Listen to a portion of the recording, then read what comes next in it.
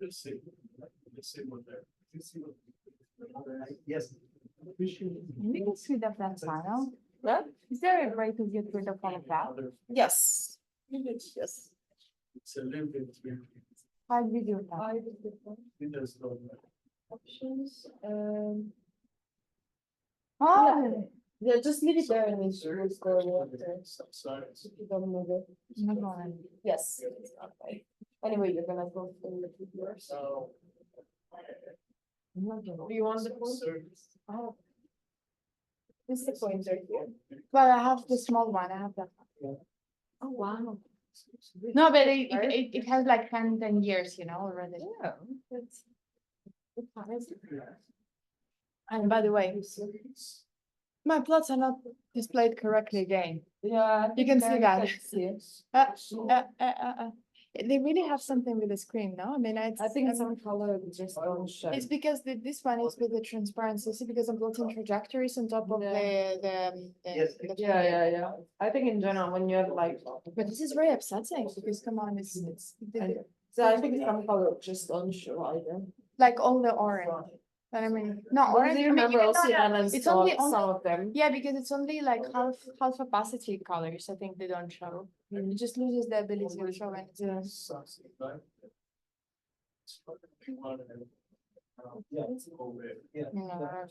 Julie, I'm not giving a seminar for two people. Julie, I'm not giving a seminar for two people. Julie, I'm not. I said mine, it's recorded. I'm not gonna, come on. It's ridiculous. It's really ridiculous. I know, but it's really, No, you have us.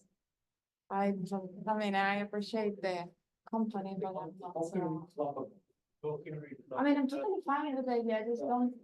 I mean, it just feels weird. People are three people, but three people are here. But No, you've heard it. no, I have never seen you giving an hour seminar.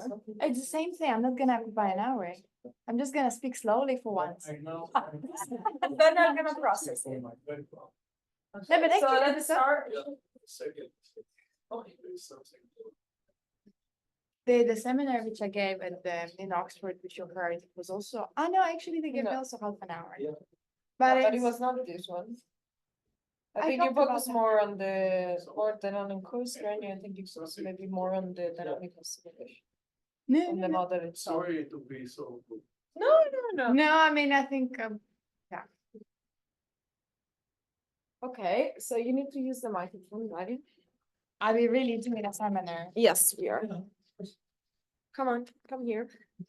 I mean, I'm sorry, I'm not being very enthusiastic about it because it feels a little bit awkward. Let's.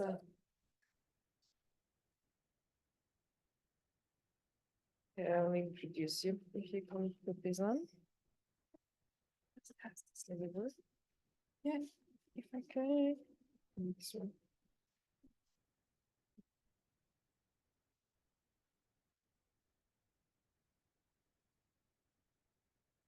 Okay, well, I'll Simadri is not here this week. She's climbing happily in Banff. But for us, we are Daria, who today from the CRM in Barcelona is gonna talk to us about coarse graining for multi-agent stochastic systems. So thank you very much, Julia. Yes, today is the vacation week. And yeah, okay. So if we already do this, let's try to have a conversation, shall we? I mean, because otherwise it's going to be very awkward to talk to, I mean, I don't know, just by myself. So yeah, and I already apologize because I can see that my plots are not displayed correctly again, because you can see that, so everything which is half opaque is not going to be shown. So there were supposed to be things. We cannot see if you're in the camera's view. I think the camera view is there, is on the others, is there. Yeah, but do we need to see me? I think you can see me pretty well, right? I mean, it's fine. And they kind of like in principle, the camera should move, no, with you. No, it's fine. I can move over here, but I mean, it's just, I don't think anyone needs to see me, honestly. So anyways, yeah, so this is part of the, this was still part of my PhD, which I did several years ago. And essentially what we wanted to do is to create a procedure, well, to create an accurate algorithm, which would allow us to coarse grain subcellular signaling, but not only subcellular signaling, but our prime motivation was to use the same subcellular reaction network that we were putting, because we know that this is the signaling which happens inside of the cells, but we wanted to have simulations on the large scale, and then it was not working together. So because it was too computationally complex, and we wanted to create something which would accurately capture how the subcellular signaling works inside of the cells, but at the same time, it would be more simple. So, and this how this method came to be, and it's based on large deviation theory, which I will explain to you a little bit later. But I don't know, how is everyone's background on stochastic processes? Is there? Okay. Well, then we will go very slow. Yeah, I don't know. You also didn't work much on the stochastic process, did you? Well, anyway, so yes, this is the joint work with my supervisors back then, which is Tomás Alarcón, based also in Barcelona, and two more in Oxford, which is Helen Byrne and Philip Miney. I guess you know those people. So anyways, let's just go. But I'm gonna try to go with my diversion again. And I'm gonna ask you again, shall we go for coffee? Afterwards. And I have, there is another diversion because there is a map. And there is a coffee place, 5-minute walk from the Fields Institute. I keep the diversion going because Need a coffee? I don't need a coffee, but well, if you want to move forward, you know, that's how the place looks like. And they have these nice coffees inside. So this is found coffee. You can see that this is this is the Martina's suggestion. So yeah. No, it's a nice place. This is the real picture from. So you're fond of the found coffee? Well, I'm fond of not giving the seminar. No, she's fond of giving it. Well, I can tell you when the thematic program started. Yeah. It started actually formally in July 1st. Yes, and there was no one, right? Nobody was. Yeah. July 20 something. Yeah. And the first two seminars, it was Thomas, Patrick, and I, and whoever was the speaker. Okay. So you keep insisting. Okay, fine. So let's go. So, okay, I'm gonna give you firstly the examples where we can find what I talk about. Well, which is the more multistability essentially. So the first example, which is very well known, is I would like to use some stick if they have it. No, they don't have it. Is the intestinal crypt. So essentially, the wall of the intestinal crypt is I don't know if you can it. So you can see that it consists of this small protrusions over here, and in the bottom of all these protrusions there are those invaginations which are called intestinal crypts. And essentially this is type of the crypt that you can see in column. This is a very typical structure, and there you have cells which would take different phenotypes. So depending on their local environment and depending what they would be sensing from the neighboring cells, they would either adopt one phenotype or the other. And in reality here, the picture is more complex because here you would have two different phenotypes. You can see the green and the red ones. But here in the upper parts of the crypt, the cells are more differentiated. And there also would be two different phenotypes. But here on this picture, they are not depicted. So there are many different phenotypes, and it depends on what happens in the environment. So what cells are actually sensing. So this is all very dynamic and time changing. Then another example that many of us working in Mathemology know, and it's the transition from epithelial to mesenchymal, which you have going like this. And it can also happen when there is something in the cell microenvironment that the cell perceives, senses, and then it changes the phenotype, for example, to become more of this migratory type. And this would be, again, this type of system, which, you know, if you start looking at the subcellular reaction network, it would have the multistability again, because you have two phenotypes. In this case, you actually have 4 phenotypes, right? As I said to you here, I mean, you can consider 2 phenotypes. Some people also consider the third phenotype, which is the hybrid, something in between. So they're so close. There is some interaction. There's interaction in terms of ligands and receptors, because the membranes touch, so they have ligands and receptors. This is, for example, the case in the intestinal crypt, and well, also in the epithelial mesenchymal transition. It's actually all of them are based on the same signal which I was working on, and it's the delta notch. So they're on the notch signaling. So notch is the receptor, delta is the ligand, so they bind as the key and the keyhole. and then this activates some signaling inside of the cell. So another example of this notch signaling would be inside of the blood vessels. So this is a blood vessel, there is a blood flowing, and the cells which line those blood vessels, they're called endothelial cells. So when these guys perceive some hypoxia signals, so some cytokines which float around, which means that there is not enough of oxygen, they start growing towards these hypoxic areas. So they get those new blood vessels starts growing like this. And here again, you don't see my pictures like very well, but you can already see that there are two phenotypes in here. One which is more like leader, and another one is more which is the follower.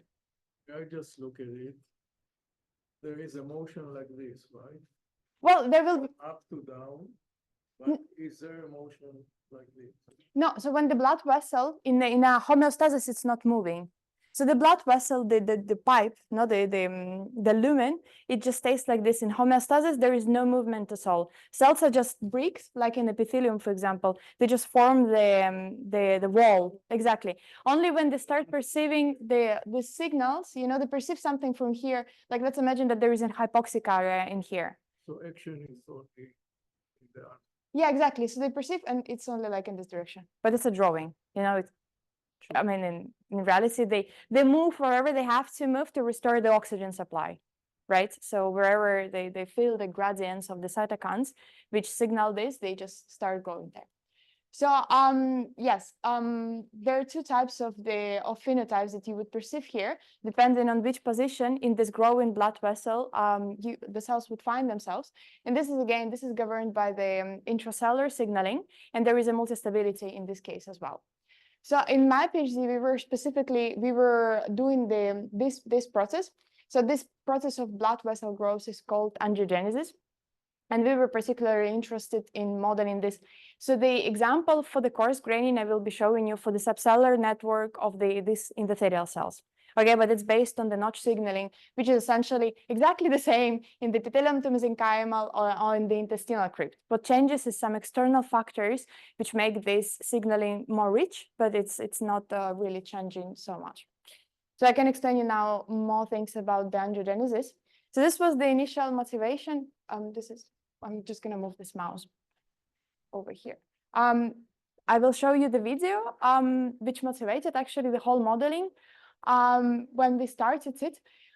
So this is the in vitro image you can see on the left. And it's a small, I mean, this video will go on the time scale of 1 day, essentially. So the time scale of hours. And you will see cells, those are the cell nuclei in green. And the experimentalists here, they labeled cells with different colors.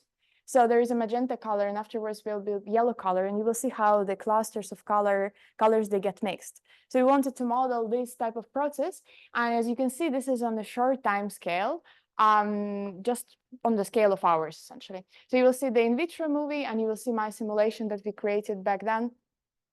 So in this one, I mean, we specifically wanted to focus on the idea that of this mixing of clusters of different cells that you can already observe on the in vitro images. So we wanted to make sure we capture this. So there was no way of just making the model to specifically prescribe that, okay, if I'm at the tip of the branch, I'm going to be the leader. Or if I'm at the back, I'm going to be the follower. We wanted to make it dynamic because we saw in these videos, you can see now that the two clusters that were, you know, separated initially, now the clusters, the magenta and yellow, everything is mixed. So we wanted to make sure that we capture that. So we couldn't just go with the fixed phenotypes. We wanted to capture all of that.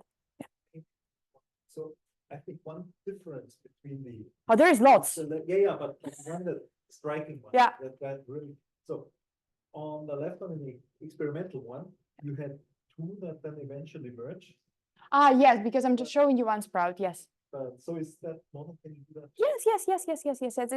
No, I'm sorry. This is just for the illustration purposes. Yes, you can do it. It essentially, instead of, I mean, if I go to the beginning of the movie here, I mean, it's essentially you start with the initial condition, which would be like two sprouts. So you put two of them here. If you had two that Yeah, you can. I mean, there is a lot of constraints in this model, honestly, because the first one, I mean, which is an elephant, which is no, yes, but there is a really big one, which is this hexagonal lattice, which I totally dislike. But you know, I mean, it was a way to go back then. But yes, you can have things merging. They can merge perfectly fine. I don't have the videos in this presentation, but if you're ever interested, you know, we can take a look at that.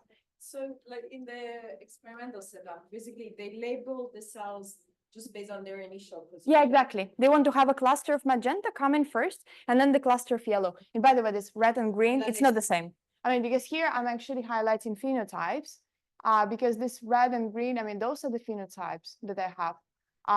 The one with, depending on the, also this magenta and yellow do not correspond to green and red. That's what But in the experiment, so they don't do like any, they're not imaging something within the cell, like level, they're just like saying, this Are is we- where you were initially from, No, and you already No, were. no. I wish that would be somewhere, but this is actually the best I can No, find. yeah.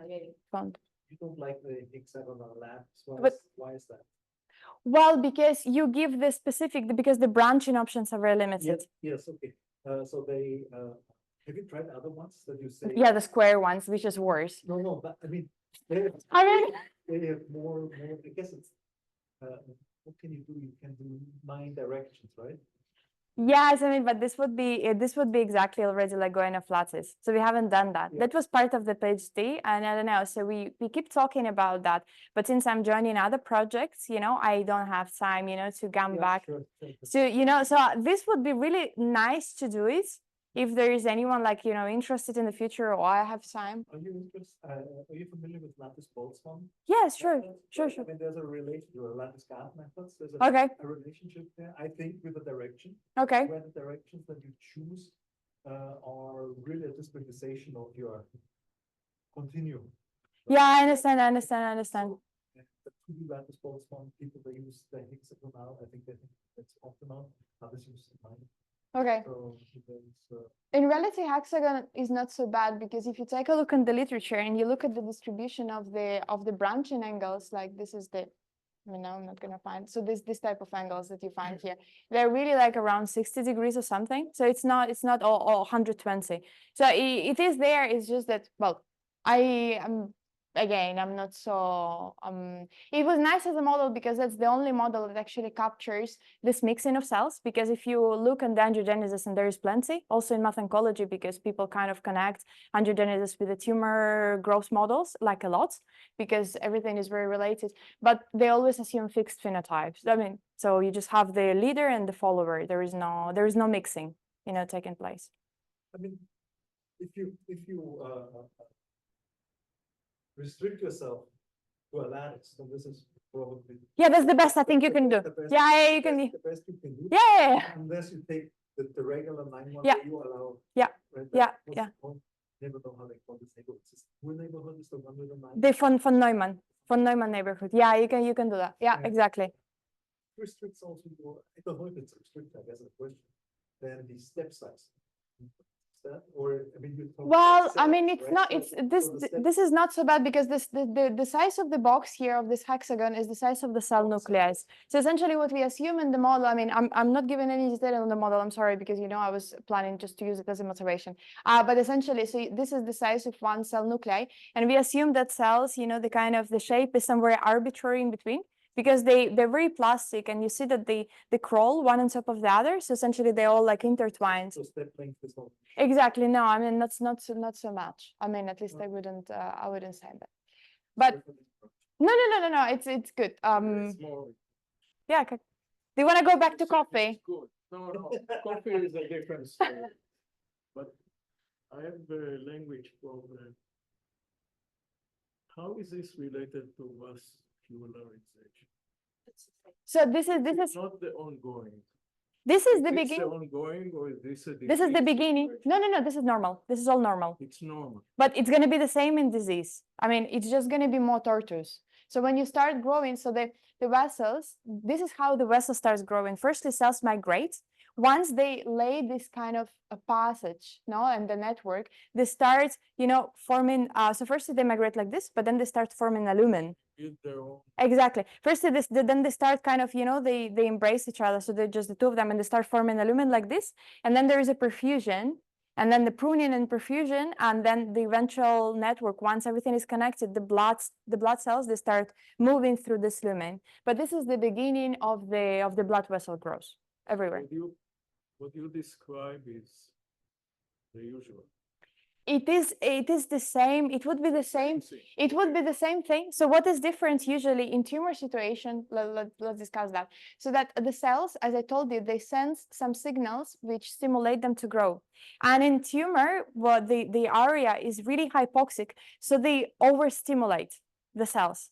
So then they get really overwhelmed by this external stimulation because of the tumor cell, because they don't want to die, right? And then essentially things go a little bit bad because, you know, they're overstimulated, so everything starts growing in different directions, and you get a network which is very extensive, but it's very poorly perfused. So there is little amount of blood flow that can go through this efficiently. That's what we have eventually. But in this is actually in vitro experiment. So this stimulation with external factor is actually uniform. So there is no gradient in this case. Coarse-grain approach is here. The coarse graining, so the coarse graining is going to be here. So I told you that we, you know, for the motivation of this work, we wanted to make sure that we capture the phenotypes. And in this case, these are the two phenotypes that we have. So this is more the follower type, which we call the tip cell. And there is this stalk cell, which is more of the, well, of the ones that just trailing behind, okay? And we wanted to make sure that we maintain our cell mixing. So we wanted to capture the signaling inside of the cell properly, not just like, say, I have a fixed phenotype, discrete 1 and 0, right? We wanted to have it dependent on the external microenvironment. So it's very dynamic. And that's the motivation. That's where the coarse grain is going to come from. So we're going to take the same system and I'm going to explain you the method, and then we're going to coarse grain that. So we're going to just do it simpler, but rigorously, if you want. So in this simulation, you're not. This is no, there is no coarse graining. No, Here each is cell, what- each cell, like in the usual, like agent-based model, here you have a cell, and inside you have some, you know, gene expression of certain things, right? So we actually run so here you have the subcellular model, and then you would run, for example, the notch binding delta, you know, for forming a complex, whatever downstream genes. So actually, I mean, in this case, each cell has the subcellular network inside. So we want to get rid of that because it's too complex. Yeah. So yeah, we want to look at those guys. And so if you take a look, for example, the single cell, depends on what the cell is sensing at the moment. And if you define a phenotype proxy, which can be, for example, the level of delta or notch, like the ligand and receptor which participate, you will see this type of situation. So the cell spends some time fluctuating around one phenotype, then it transitions and it goes fluctuating another phenotype, and then it transitions back and forth. This is very typical of what is going to happen in, for example, bistable system. You can have a tri-stable system if you have a third state. The system in any case is going to be fluctuating a lot, being in some state, and occasionally make the transitions between two different phenotypes, okay? So those are the phenotypes that we have in the model, and yes, and there is the phenotype switch. So this phenotype switch can be of two different types. It can be just because there has been some change in the microenvironment, or it can also be noise-induced. So usually we know how to deal with those because any deterministic method is going to be fine because you send something from the environment, your external input changed, then you're going to just change your phenotype, right? You just move through your saddle node bifurcation and then you switch. But then the noise-induced induced transitions, this is something that no deterministic method can capture. This can occur only in a stochastic system. And then if you really want to make sure that your model captures this thing, you either have to run the full stochastic simulation like this, but it's really computationally complex. And if you put it inside of the IBM, no, so you want to put it inside of every cell, and it gets like too much. Okay, that was the thing. How many cells are we talking? Well, in the simulation before, there were not so many cells, but the point was that we wanted to extend it to many more. Like I will show you the simulation afterwards, after the coarse grain. You will see that it gets really much larger. But also, you know, so the cells in the previous simulation, there were few, but you understand that as usual, we had to do the sensitivity analysis, for example, right? So we had to, and there is a lot of parameters of the IBM, which is not the subcellular signaling. Because the subcellular signaling, we actually took it from previous models. We rather knew what is going on, but the rest we didn't. So we did a lot of sensitivity analysis for each. We had to run several realizations, not several, but many, right? And then you average everything. So essentially you run a lot of, there's a lot of computational work, and you can get rid of that. What's happening in one cell is completely independent of what's happening in another cell? No, because they participate, they talk to each other through the ligand and receptor. Yeah. Yeah, okay. Yeah. At that level. Yeah. But once you solve the say you have an ODE in each cell? I mean, in our model, we were actually doing the stochastic simulations inside of each cell. You can write an ODEs, like a system of ODEs where you will have the dependence. That level, is there communication between the cells? Yeah. Because when you write it, for example, I mean, you will write the term, which is, for example, so you will have the, well, let me not write it, but you will have the term, which is essentially counts how much of the ligand and receptor you have in the surrounding, and it's gonna be an input. So it's a coupled system. Yeah, you don't decouple. No, it's always coupled.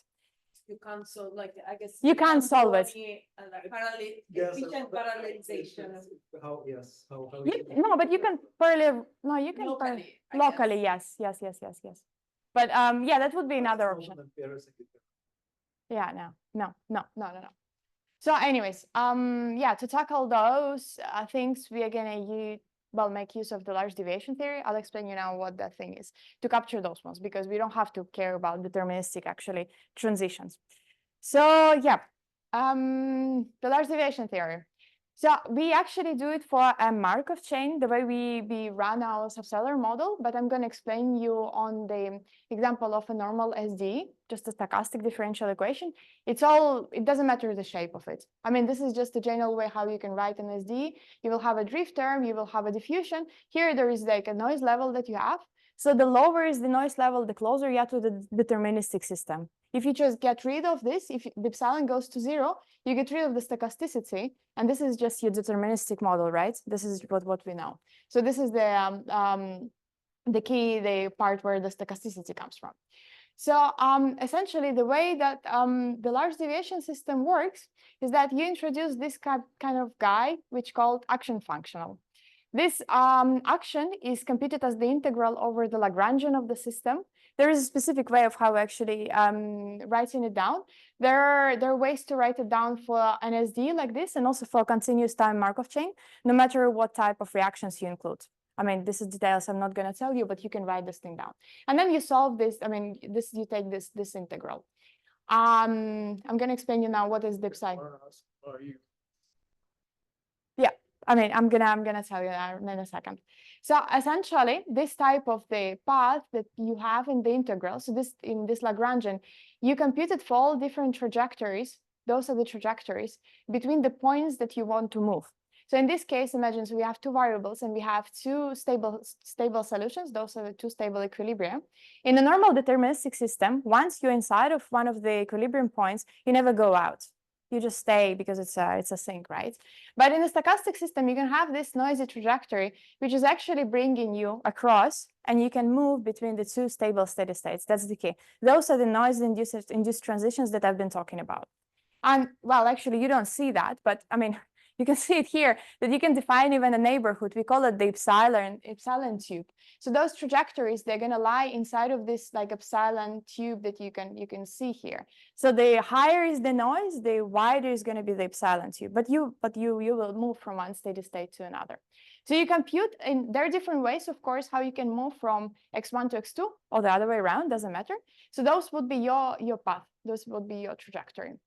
And essentially, if you want to predict, if you want to know how this switch is gonna happen, no, you can define this type of probability. So in this case, this is your stochastic trajectory. That's the black curve. It goes here, and this is what your guess is. You guess that this trajectory is kind of in some neighborhood of this specific psi guy. And yes, you want them to be close enough. So you define some delta, okay? Taking into account that you start in x1. So because you want to move out from here and you want to arrive over here. So this is the probability that your guess psi is kind of good enough, to describe where your trajectory, to switch is going to take place. So essentially, if you want to predict, you want this probability to be high. No, you want it to be 1. You want to know how this is gonna occur. So you want to maximize this probability. And if you have this type of expression in here, you can see that here we have the level of noise, and here we have this action functional. That's why we define this thing, like to begin with. And it depends on this trajectory. So this probability scales as this quantity in here. So if you want to maximize this thing, you essentially want to minimize this because of this exponential and the minus, right? So what you want to do is to minimize the action. That's the key thing here. So if we get this, then we have fine. So You just want to predict how this transition is going to take place. So That's the most likely. Exactly, You say exactly. If your epsilon is small, you kind of your probability is kind of. it doesn't matter how exponential. epsilon is small. No, it doesn't matter how, what epsilon is going to give you. The epsilon is going to define the delta. This delta, in reality, this delta is delta of epsilon. It's the, when you have the trajectory, this is what you don't see. So you have the saddle here. This is the C. This is your trajectory. There's going to be some epsilon delta. This is going to be some delta neighborhood. It's going to give you, like, you know, how close you follow this path, which is the maximizing, which is the most optimal one. But then, like, if you're, no, I would say because of like it reminds me of when you have like you approximate an integral in Lagrange, Laplacian integral, but it's like how like you want the probability kind of peaking for a specific path. Yeah, it's going to be exactly. Yes. Yeah.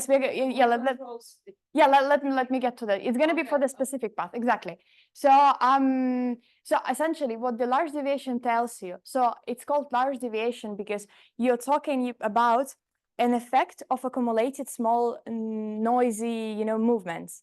Essentially, it's going to tell you what is going to happen over a really long time when you have some amount of noise present. And those events, for example, it's okay. Those events to go from one, you know, fixed point to another steady point, they're called rare events because usually you have to wait for a long time for the stochastic system to bring you from one place to another because you're not moving against the, you're not moving to like along the deterministic flow. So well, it depends on your level of noise. If there is a lot of noise and there is a lot of noise in biological system, it's not going to be so rare because we know that these transitions happen. So, I mean, it also depends. If you're really very close to the deterministic system, meaning that you have, for example, many cells, many molecules, whatever. So it's not going to be so probable. But if you know the number of molecules, number of proteins, or ligands and receptors, in our case, it's still finite. You do have noise. You have also noise of what is happening, you know, in the surrounding and all of this. So essentially, what this theory tells you is that there are those trajectories, you know, because of the stochasticity of the process, you can go from one steady state to another. You don't know, I mean, exactly how it's going to happen, but you can actually compute analytically the most optimal way of moving from here to here. And this is going to be given when you minimize this action here, so because you want to maximize this probability. So this is essentially what you define. You define this thing, which is we call quasi-potential. It is a double minimization problem of all the action. It's really complicated in terms of optimization because you compute that for all possible trajectories to go from x1 to x2, which also must be smooth. And it also like for all finite time. And this time, by the way, it can be infinite. So it's really like challenging to deal with that thing in this way, but I'll show you that there is a way. So you define this quasi-potential. And once you define it, so essentially, once you solve this double minimization problem, you're going to find this minimizer. So this is going to be your path psi. And this is going to be the most optimal one, so most probable one, to make this transition happen, right? So you know this thing here, and now here you have the optimal everywhere. We call it the minimum action path because it minimizes the action potential, this thing. Then you can do magic. It's not magic, but essentially the transitions, you can write down the expressions of transitions between the steady states. So you remember, this is the transition rate. It's the inverse of the waiting time. You know, to wait, for example, to move from here to here. You can say on average, how long do you have to wait to see this transition to happen, you know, on average, okay? So you can actually write down those quantities and they will depend on your quasi-potential. So if you want to move from x1 to x2, that's what you write here, right? If you want the other one, you will write the corresponding quasi-potential in here. And you have the level of noise. So this is kind of the scaling factor, which is going to tell you if you have to wait a lot of time or not so much. So there, don't have any. Oh. Yeah, there is this hidden thing. There is this hidden prefactor guy. You can estimate it from, I mean, it's more difficult because this one, I mean, it's more difficult to get that one, but you can estimate also the prefactor from the stochastic simulations, but those are kind of technicalities of the method. It's not really, it's not an issue, okay? So in reality, there is a prefactor and then there is this expression and then you will know those transition rates to move. And then the coarse graining, essentially what it's going to give you is this. So you can take all your subcellular network, no matter how many equations, the local ODEs, so stochastic processes you had before, and you can just move, to have the continuous time Markov chain between two states. And then you have the reaction rates to move from one to another because you can compute this quasi-potential. So that's the large deviation theory. So far, there is nothing new in reality. That's based on the. Actually simplified the exponent up there by replacing ST with potential. Well, because you want to minimize that. Yes, you want to minimize that. And then you put the minimizer because you know that if this is the minimum, this is double minimization. When you put it inside, the probability is the maximum. I mean, there is a more rigorous because Friedlin actually, I mean, he proved all of this. There is this book. I mean, it's really heavy, difficult to read, but I read it. Yeah, I read it. I mean, I have the opportunity actually to read it in the original language, and oh my God, I was thinking it was very, very, very tough, but it's very nice. It's very neat, all this large deviation thing. So it's very nice. So this is essentially what we're gonna do, but just like putting it in the context of like all multicellular system. Yeah. So I guess the idea that the path is unique. It's unique, yeah. It's because of the structure of your underlying OD. I guess because you have a saddle. So the thing is that, well, it is unique because, I mean, I cannot explain it to you because, I mean, this is the uniqueness. I mean, they prove it actually. So in terms of the probability, you can prove that this is going to be the unique path. They do prove it. But Yeah, so I'm just, one unique yeah. I mean, so if you want, like really in this book, they prove all of those things. So this optimum path is kind of unique. And in reality, so you can compute this thing. It's really, you can use it beautifully. It doesn't have to be, for example, 2 points. It can be a limit cycle. It can be anything, in reality, what you have to define x1 and x2, but they can belong to different, I mean, it can be a limit cycle. So it can be, 1 point out of a set, which could be, for example, a circle. I mean, there are ways to live with that. You can apply it.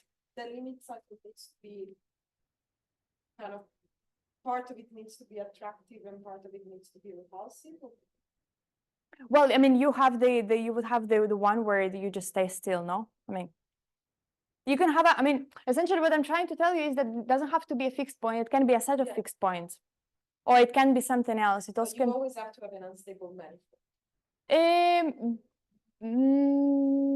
Yeah, I mean, you have to have, I mean, if you don't have anything, so in this case, you understand here you have the saddle point, right? So there is something which separates you. So otherwise, I mean, if you can just move deterministically from one place to another, you don't need to use this method. Because you can, sorry. you understand exactly. So yes, you need to have something which would separate your deterministic flow. If you just do the phase field, right? I mean, in this case, you do the phase field, you're gonna have like, things kind of going this ways, right? So, yes, so you need to have 2 phasing of function. I mean, otherwise you just use deterministic methods and you're fine with this. I mean, which is also fine. Yeah. So you assume that the noise is the same in both directions? The Simplifying thing. Well, the noise usually, I mean, if you make simulations, if you run simulations, you define your level of noise. But you can, I mean, so this noise depends. I mean, this noise in reality, I mean, yes, you kind of in our simulations, for example, we would specify the scaling of the system, how large it is, and this gives you the value of noise. It doesn't have to be in reality, but we were just going with the same. Yeah, yeah. So that's it. So I'm going to show you an example of how this happens in a system that we have. So in reality, it's a 5-dimensional system, I believe, but I'm going to just plot you 3 dimensions in here. This is the receptor notch, and this is the receptor delta, right? So this is that's how the cells communicate. So the notch receptor can bind to the delta ligand, and then this initiates some downstream signaling. So in this case, I'm going to show you the example. There are 2 steady states. There is this one, which is the stock cell, which is the follower, and there is the steep cell in here. And this is the saddle point in between. Here are my string lines. So this is my homoclinic orbit. And in magenta, what I'm plotting is that we compute this minimum action path. there is this method that you can use, which was introduced in this beautiful work. It's really amazing. So they actually they simplify the way how you can treat this double minimization problem, because it's really complex. They did a very beautiful job. They call it geometrical minimum action path. So they write down this double minimization problem and they reformulate it in geometrical ways in terms of curves. It's really neat how they do it, but we don't go in this detail because we just use it. Okay. So you can compute this guy numerically. It's very simple to implement that, and you can get this trajectory. You can see that here you follow the homoclinic orbit because that's the direction of your vector fields, but here you don't follow it. You see that you kind of you move outside, and this is my stochastic trajectory. If I just make my simulations running, at some point I'm going to see that starting from here you can have this trajectory, and it's going to follow the minimum action path in some neighborhood. Okay, I mean here the neighborhood is pretty wide. And because the noise level is not actually so small in this case, we can make the noise level smaller. I mean, I forgot to tell you. Yeah, actually here you can see the trajectories. This is very nice. So I can show you now, this is if you plot average of thousands of trajectories. It's just that I wanted to visualize this epsilon, this delta tube, to show you that, these trajectories. If you want to observe, you will never observe a trajectory which is going to be going somewhere here. They're all going to be somewhere in the neighborhood of your minimum action path, okay? And then if you change the level of noise, you're going to see them, this trajectory is following this magenta line tighter. So it's going to be like in a closer neighborhood. So here the noise level changed, it went down. And if I plot thousands of these trajectories, you can see better now this epsilon tube, which you can see here. This is, by the way, this is for the opposite trajectory. So here we are moving from this steady state to that one. So that's how it actually really taking place in this subcellular network that we are using. And yes, so the issue with that is that if you want to implement it in the IBM in a multi-agent system, you have things dynamically changing. So you can compute this quasi-potential, you can compute your action functional if you have fixed parameter values because you do it numerically. But if you are in a simulation where you have cells shuffling, changing neighbors, your external inputs, they constantly change. It's not a fixed quantity now. So in case of angiogenesis, if you consider a cell like this here, it's going to receive the input from the neighboring cells. So they will be constantly perceiving something. And if you start shuffling cells, which what we had, this input is going to be essentially changing. So we face the problem that your steady state and all the input parameters, so all your fixed points, they're going to depend on what happens to the neighbors. So in particular case of the angiogenesis, where you have this delta notch inhibition from the sides, so you have those quantities. For example, this is the amount of delta ligand in neighbors. So in the blue cells, how much ligand you have to bind. We're going to call it the D external. Then also how many of the notch receptors you have in the neighboring cells. It's going to be notch external. And then also you have some activating stimulus. I'm not going to show it in this work. We're just going to operate in the 2 dimensions, but we actually did it also for this external stimulus. This stimulus is the one which kind of the hypoxic tissues send to the endothelial cells to stimulate them, their moving, their migration. So those 2 quantities, well, actually 3, but I mean, they're dynamically changing when you start, having the migration of cells in general. So we cannot just go with the fixed methods that were existing before. We cannot fix those values, and because everything has to be dynamically updated. So that's essentially the basis of the coarse-grain method. We're going to take the large deviation theory because we know how to compute all of that, and then we're going to put it in the way that we can actually do this dynamically. In the simulation you showed us before, there were new cells appearing. Yeah. Was that proliferation? Or well, I mean, we assume also some migration from the outside of the domain. Okay. You have the domain, and in this case, cells they kind of arrive from here. But Okay, but so we there's do not have. much. I mean, in the model which I've shown you before, there is no proliferation, but in the model that we did after the coarse graining, we added proliferation. And when you proliferate, do you divide your daughter cells in areas, everything? Half of the content.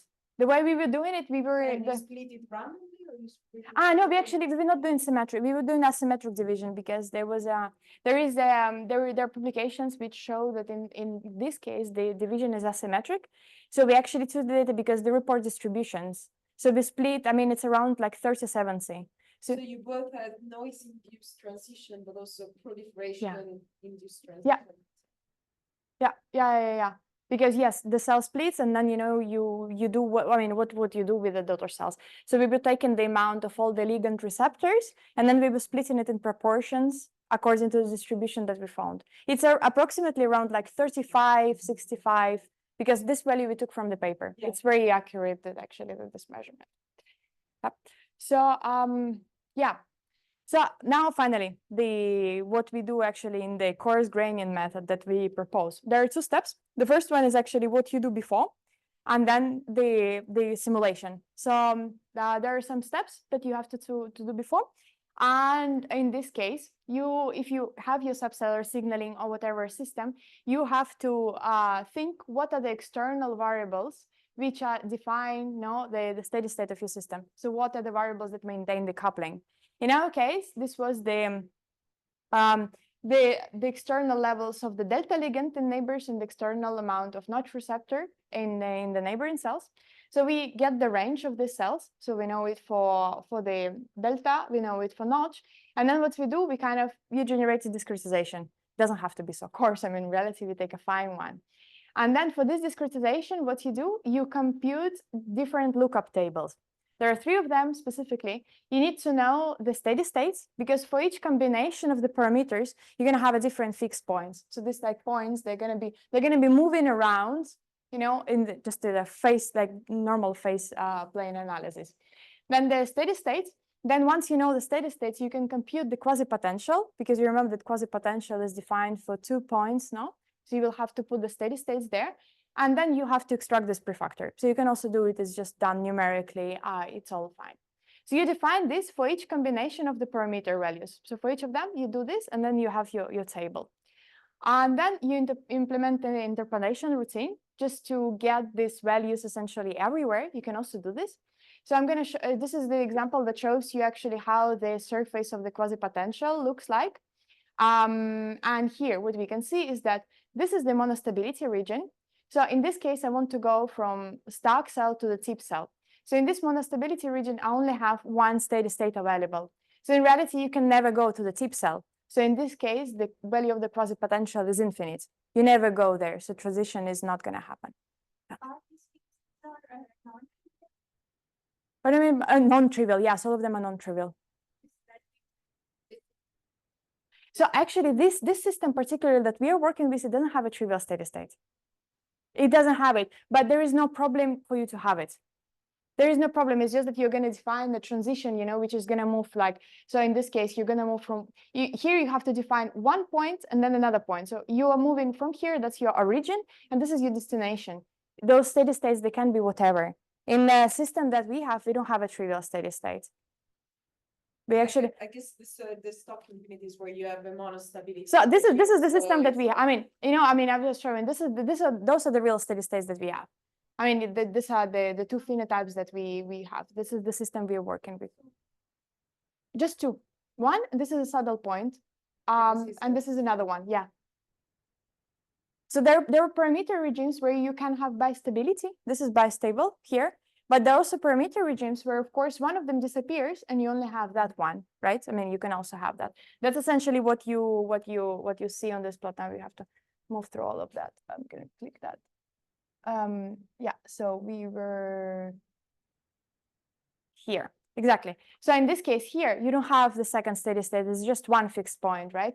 So, but in this case, this fixed point is the stalk cell. So if you want to go to tip cell, you cannot. You don't have it. It's infinite, the quasi-potential. But then if you move here, this is also a monostability region.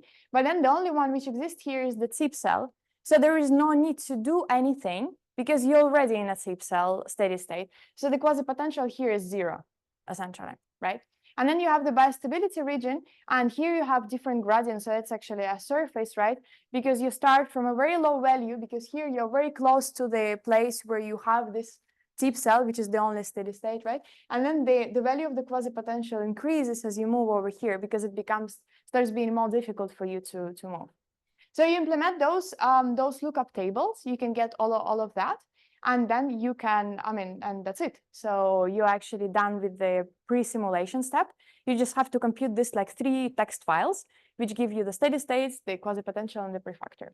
And you do it before the simulation, so the computational cost is not increased. You just do it once, and then you forget about that.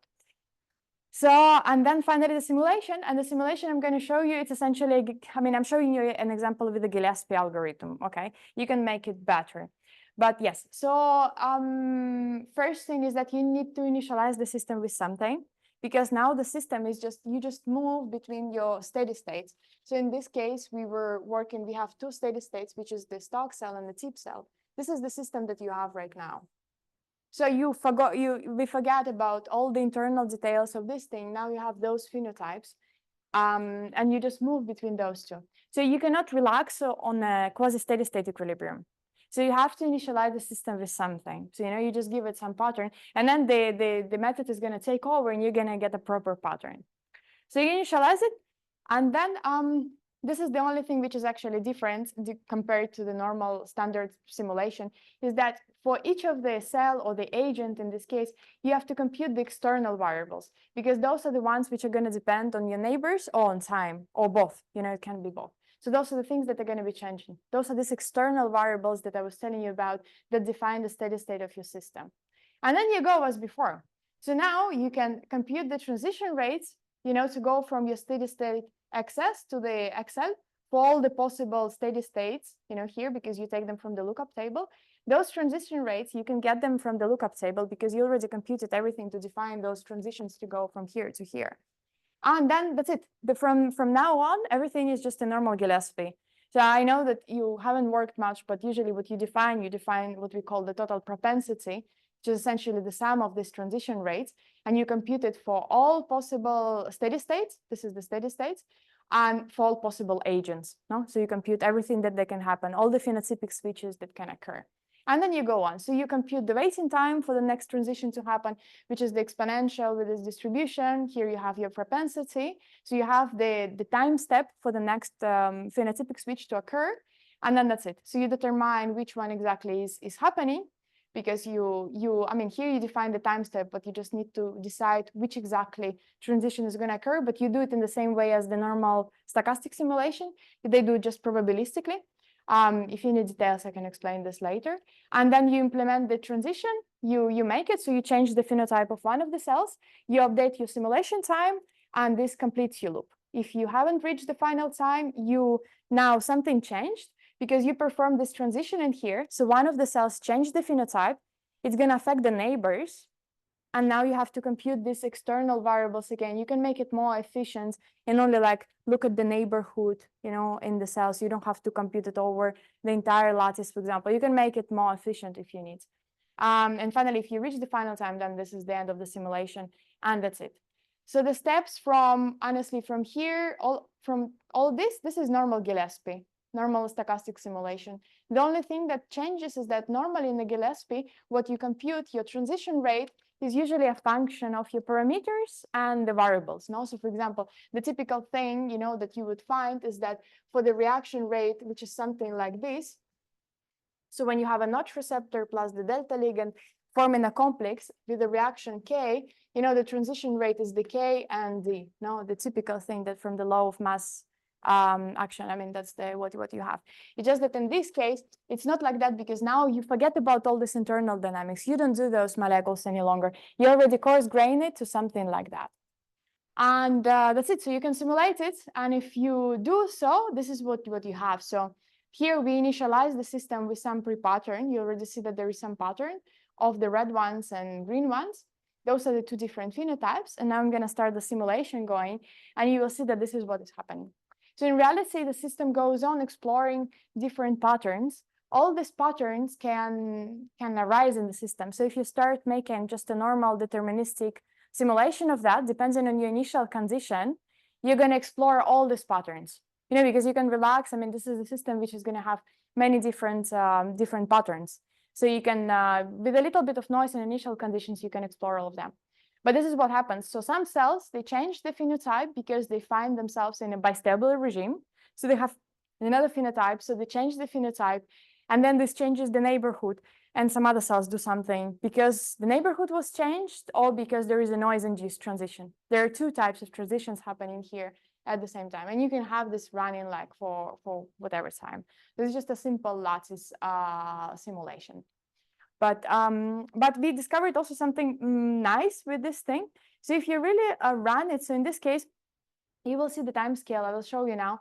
This is the simulation which is taking place in a really long time. And the point is that you can actually explore with this method the robustness of different patterns.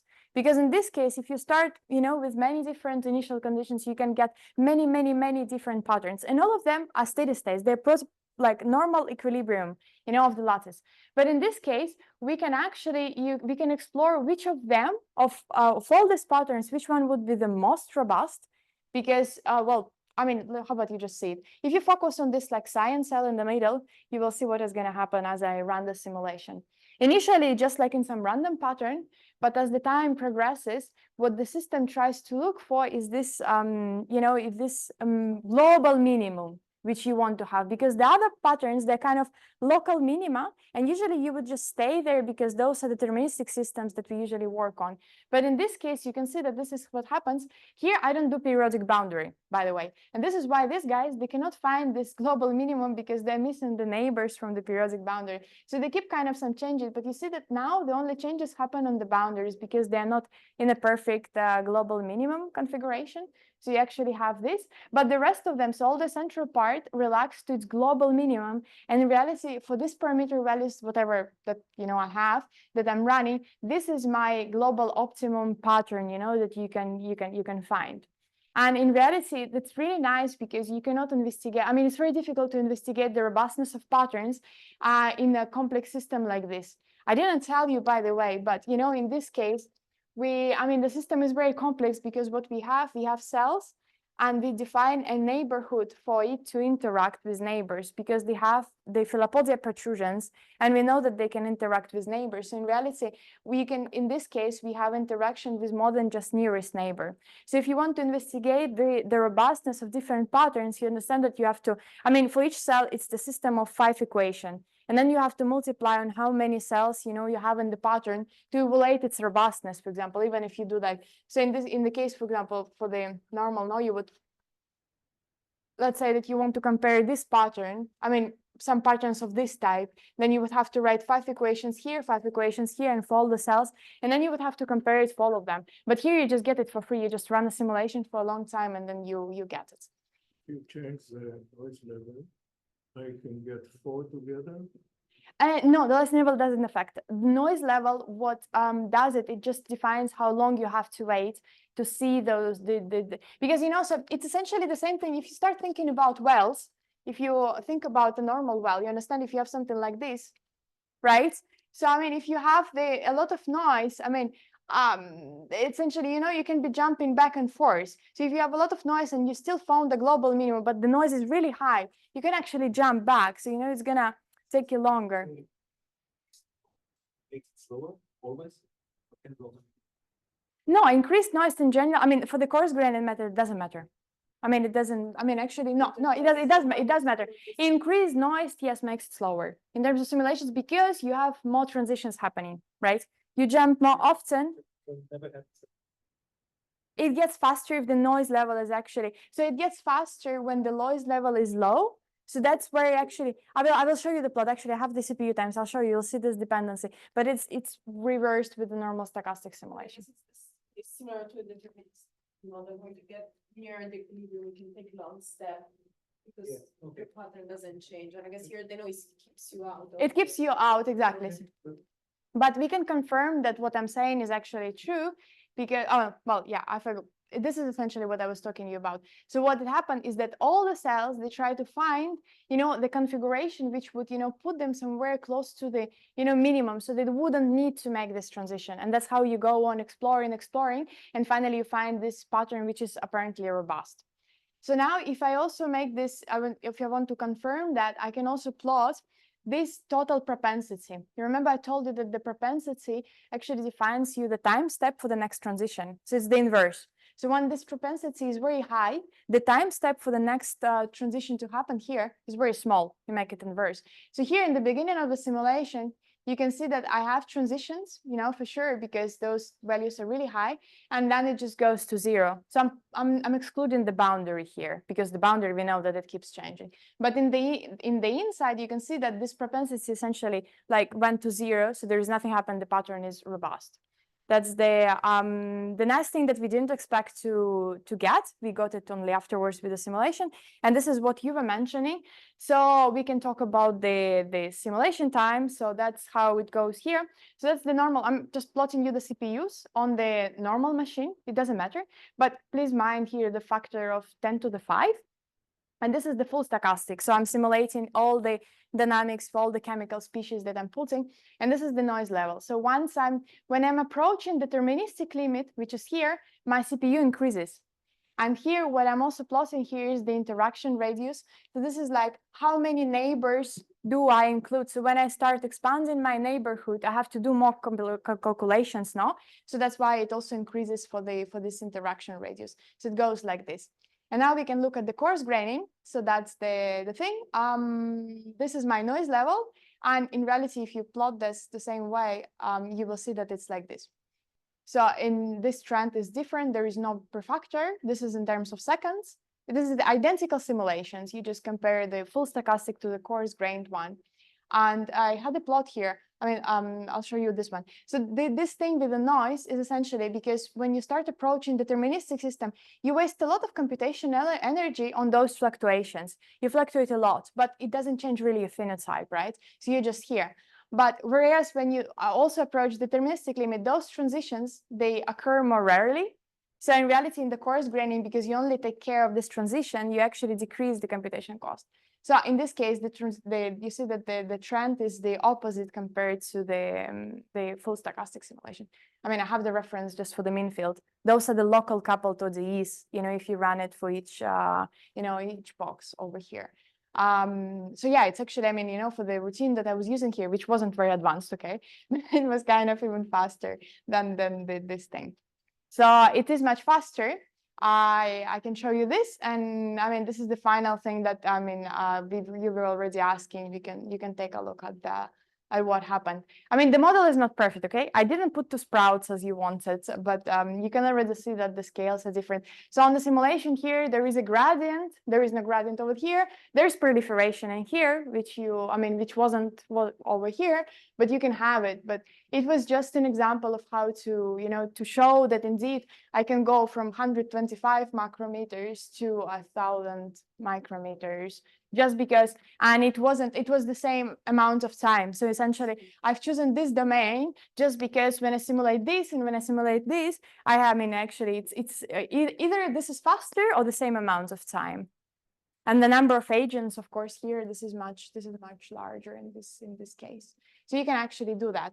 And you can do this for any subcellular signaling that you want to model in your IBM.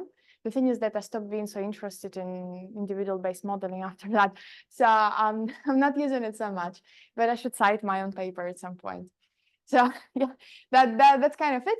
So that's it. So those are the people who did this work with me, my supervisors, and thank you to Fields for bringing me here, and that's it. Thank you for listening. Can I ask one? Yeah. One final question for me. 3 is a much larger number than 2. Yeah. So if you look up table, Yeah. you have 2 parameters. Yeah. If you have more parameters, that would be. Well, I mean, good question. So I told you that I did it with 3. Interpolation. Yeah, I know. I did it with 3. Would you expect to be some value in there having a surrogate model instead that it can really fast evaluate like the statistician technique? Oh no, I don't know. We haven't tried that. I don't know. Like some kind of machine learn, like a sort of. not necessarily machine learning, just like but some- nonlinear regression to put some kind of a simpler function that it's I understand. I understand. No, against your lookup table. Right? oh, you put in my lookup tables. That you compute still the same data. Okay, it's very nice. I like. Yeah, But- yeah. We haven't tried that. It's but very nice instead idea. of interpolating each point on the lookup table. Yeah. You have a simple surface. to evaluate function. Yeah. Where you don't have to go through. Well, perhaps this is. I mean, can I give a spoiler? Yeah. So essentially, because I was very upset, I mean, usually I don't like agent-based modeling already. I grew up, you know, and I stopped liking it. So that's why I didn't want to do it. The method is really nice. I mean, if you really want to do agent-based modeling, I highly recommend it. The thing is that I stopped being so fond of this thing. And then I was thinking that this is kind of the limits of this method. You know, you can only use it in agent-based models where you want to coarse grain. But with the guys here, with Martina and with Julia, we actually thought of an idea of, you know, how to, you know, it can be potentially used in a deterministic model if you want to coarse grain that. And essentially it's what you say. So imagine now we're in one dimension and I have just one parameter. So I mean, that's the thing. So this is going to be my parameter. I'm going to put it like p-value or whatever parameter. And this is my, let's say, quasi-potential, I don't know, something. So you can do those things and you can have points from your discretization.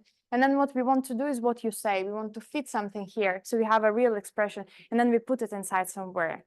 You understand? So you were just thinking in more dimension, but like, you know, we were thinking about a specific case where we were interested only in one parameter, and then you can fit in something, and then this is going to be really nice. And I think what dimensions you have, the more efficient mind those. Yeah, exactly.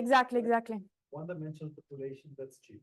Exactly, this is cheap, exactly. But I mean, you know, exactly. So you can compute the same thing because if you've seen, I mean, on the plot, the surface, I mean, I was plotting it as a surface, but it's essentially kind of, you know, this type of surface. You know, it's just something like that, you know, because you have the monostability area here, you have the monostability area behind, and then you have something which is kind of spiking in here. So it's just a surface like this. It's not so crazy to find some smooth description of it. Yes, it's not crazy at all.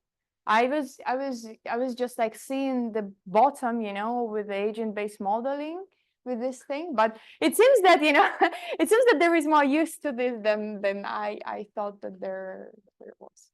But yeah, tell me. I have some questions. One is like on the stability of the pattern. So if I understood correctly, basically your system goes towards the most determining, when you have the stable pattern, like the final state is basically deterministic because it goes towards the All of them are deterministic, Juliet. All of them are deterministic. No, but I mean, like it goes in the region, like when you have your lookup table. In the lowest well of your energy. If you start plot, yeah, exactly. But I mean, locally, each cell is going towards the monostability region, you were saying? No, not necessarily. No, So not. some of them are still in the region of. Yeah, of the bistability. Yeah.